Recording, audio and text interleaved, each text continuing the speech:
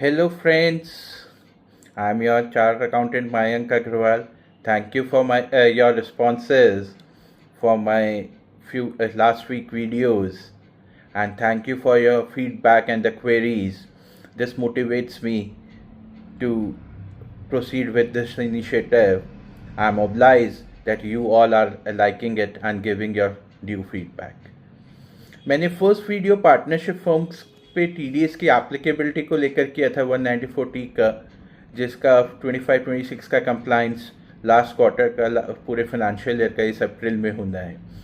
Where I have talked about that any income given by the to the partners by the partnership firm in the form of salary, interest, commission, profit in lieu of sales, anything by whatever name we call, is subject to TDS if any consideration is more than 20,000 rupees. तो मेरे पास सभी accountants की, partners की, assessees की query आई कि sir अगर हम TDS काट लेते हैं और हम एक पार्टनरशिप जो भी हमें सैलरी दे रहा है, इंटरेस्ट दे रहा है, कमीशन दे रहा है, तो फिर क्या जो लिमिटेशन होती है इनकम टैक्स में पार्टनर सैलरी और इंटरेस्ट अलाउंस की, वो हम पे एप्लीकेबल होगी या नहीं होगी. अगर हम ये TDS काट लेते हैं और पार्टनर्स के इंडिविजुअल हैंड्स में इसे टैक्सेबल कर देते हैं, ऑफर टू टैक्स कर देते हैं, तो क्या फिर भी वो डिसअलाउंस की कंडीशंस हम पे एप्लीकेबल होंगी या नहीं होंगी. तो मुझे लगा एक वो इस TDS कंप्लायंस ने एक नई क्वेरी को इग्नाइट कर दिया है जिसे हमें क्लेरिफाई करना चाहिए. हम पार्टनरशिप फॉर्म बिजनेस मॉडल में जब भी हम काम करते हैं तो we give any income to the partners by way of salary, interest, commission, ETC etcetera, because it is permitted by partnership form deed. Partnership deed जो हमारा पार्टनरशिप एग्रीमेंट होता है उसमें वर्किंग पार्टनर्स को हम सैलरी दे सकते हैं, नहीं दे सकते, इसका क्लॉज होता है. जो उस इंटरेस्ट और कमीशन कैसे देना है ये हर चीज़ एक्सप्रेस होती है. We can give anything to the partners in the way of income, these income, only and only when the partnership deed permits this. तो सबसे पहले तो हमें ये देखना है कि पार्टनरशिप डीड कितना परमिट करती है नहीं करती है, और करती है तो कितना परमिट करती है. सेकेंडली, जितना पार्टनरशिप डीड परमिट करती है वो एक मैक्सिमम लिमिट है, उसके हिसाब से हम पार्टनर्स को सैलरी, कमीशन या इंटरेस्ट दे सकते हैं.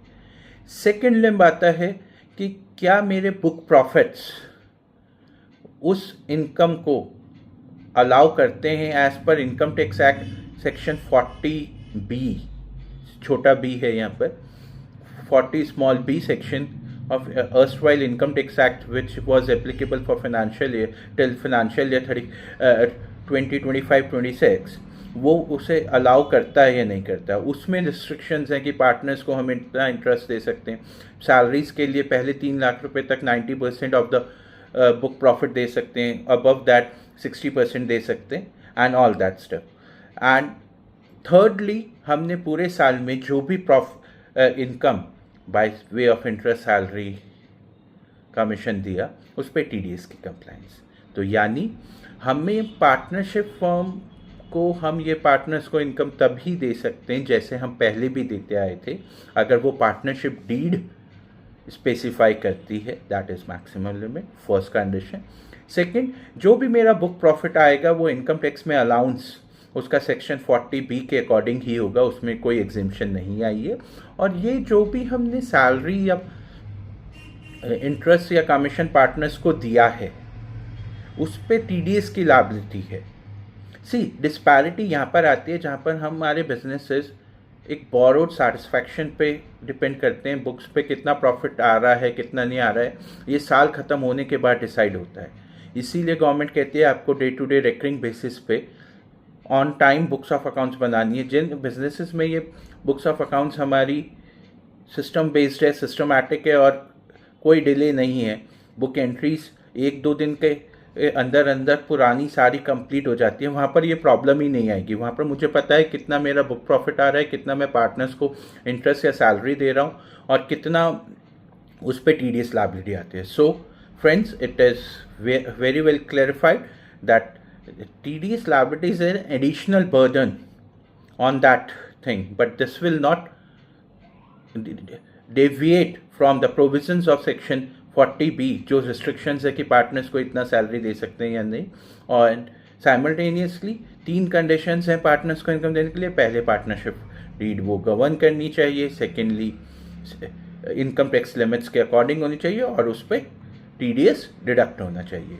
तो प्लीज़ गलती ना करें, बुक्स ऑफ अकाउंट्स को कंप्लीट कर लें 31 मार्च की एज सुन एज पॉसिबल.